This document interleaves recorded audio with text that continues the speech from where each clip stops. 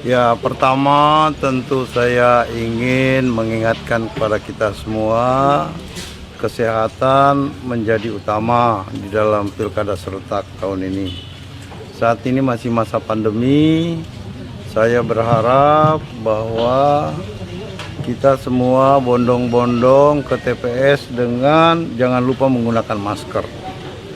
Ya, jaga jarak, ya, hindari kerumunan, selesai langsung pulang, ya.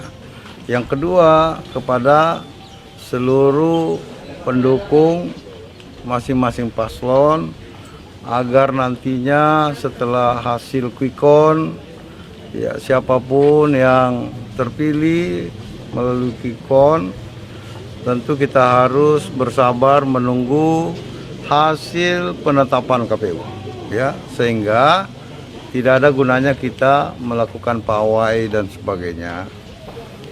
Demikian juga kepada yang belum beruntung, ya, supaya menahan diri dan kita betul-betul menjadi warga negara yang menjunjung tinggi demokrasi.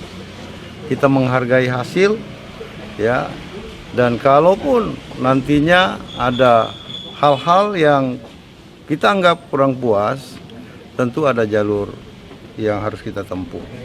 Jadi saya berharap Sulawesi Selatan ini di 24 kabupaten, 12 kabupaten kota yang menyelenggarakan pilkada ini, mohon untuk betul-betul menjaga kondisi daerah yang semakin kondusif ini.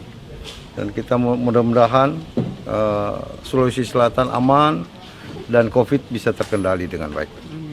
Diatur oleh Bapak Kapolda, ya, beserta seluruh jajaran kepolisian, Bapak Panglima dan jajaran TNI dan Polri. Ya, kita berharap mudah-mudahan semuanya berjalan lancar, ya. Masyarakat Sulawesi Selatan semakin demokratis, ya, semakin arif, semakin bijaksana mengikuti pilkada ini.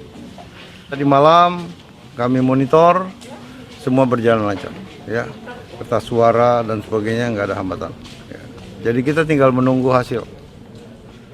Ya, oke.